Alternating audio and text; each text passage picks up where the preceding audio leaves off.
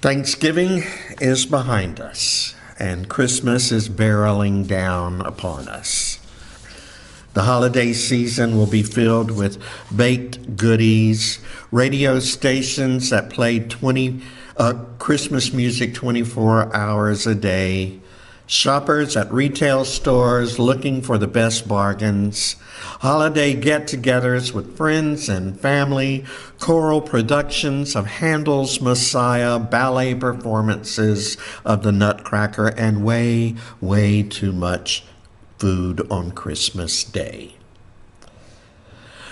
And the holiday season becomes a time of waiting. Children wait with eagerness for the day when they can tear into the carefully wrapped gifts beneath the Christmas tree. Stressed parents wait for the bills to come in for all those gifts that were put on the credit card. People who have lost a loved one wait for an end to the Christmas holidays and the intense, painful memories that accompany them. As the nights gradually grow longer, our pagan and Wiccan siblings wait with anticipation for the winter solstice on the 21st of December, which marks the return of the sun and longer days ahead. And Christians faithfully wait for the birth of Jesus in a manger. In this morning's text, taken from the book of Isaiah, the prophet tells the people to wait for a new day, a better day, a day of peace, a day different from the days in which they were living. Life and times marked by injustice and oppression. In the verses leading up to this morning's text, the prophet compares the general population of Israel to the citizens of Sodom and Gomorrah. How the faithful city has become a prostitute, Isaiah proclaims. Your royalty are rebels and companions of thieves. Everyone loves a bribe and runs after gifts. They do not defend the orphan, and the widow's cause does not come before them. Isaiah declares that God is sick of the religious hypocrisy of the nation and has had enough of burnt offerings. Bringing offerings is futile, and incense is an abomination, he says. But it doesn't have to be that way. That's not the dream that God had for the nation of Israel. And we get a glimpse of that dream for a new day in our text.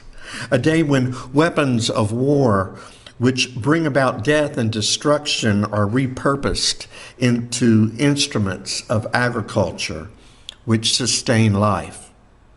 Swords are converted into the main cutting blades for plows, and spears become long-handled blades for pruning vines and branches. And so the prophet says that despite the troubled days in which the people live, they should look with anticipation toward the days of peace that lie in the future. God had not forgotten or abandoned them. God would deliver them. And so the people waited for that day of deliverance. You and I are also waiting. We are waiting for swords to be beaten into plowshares and for guns to be repurposed into gardening tools. That's literally what's happening with something called the Raw Tools program, which travels the country repurposing donated weapons into hand tools to be used in the creation of something new and with the intention of preventing the weapon's potential use for future violence. Donors receive a garden tool for every gun they offer the program. Leftover metal is made into additional tools, which are sold to fund the organization. I don't know about you, but this sort of thing gives me hope for a new day. We are waiting for that new day, a day of peace, peace in our world and peace within.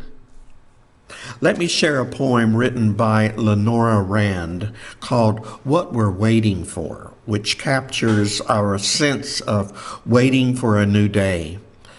Feel free to toss out an amen or yes, Jesus, either aloud or whispered when something resonates with you. We are waiting for the lies to end. We are waiting for the promises to finally be kept, for the check to arrive, for the phone call that will make everything all right. We are waiting for the diagnosis for the cure that we really like versus the one we have. We are waiting for a vaccine that will make things go back to normal. We are waiting until the differences between us seem like good things. We are waiting for answers. We are waiting to finally have enough. We are waiting for the hungry to be filled, for the oppressed to go free, for Jubilee. We are waiting to stop being so afraid. We are waiting for our time to come. We are waiting until the time is right. We are waiting until it's easier to do the right thing. We are waiting for the water to boil over. We are waiting for the good not to die young. We are waiting for the prisons to be empty. We are waiting for the right person to finally be in charge. We are waiting for goodness to have its day. We are waiting for rest, for vacation, for wisdom, for courage. We are waiting for the punchline that will actually make us laugh.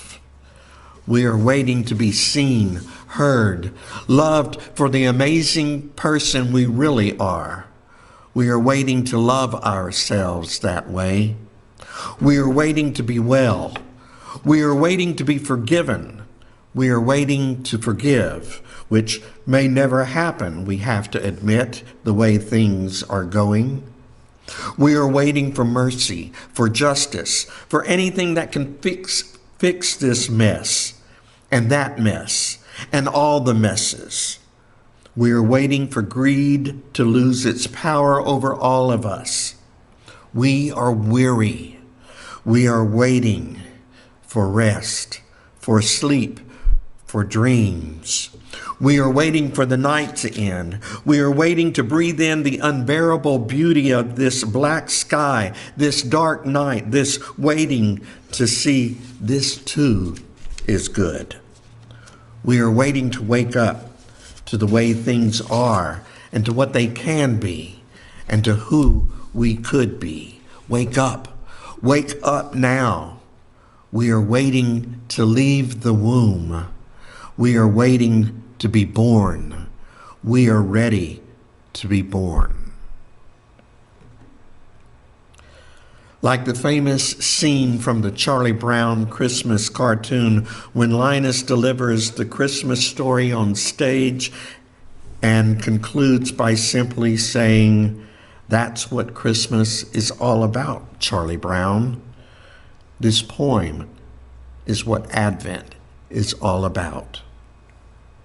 Much as we would like it to be about eggnog and mistletoe, it's about waiting for an end to our suffering and waiting for the dawn of a new day.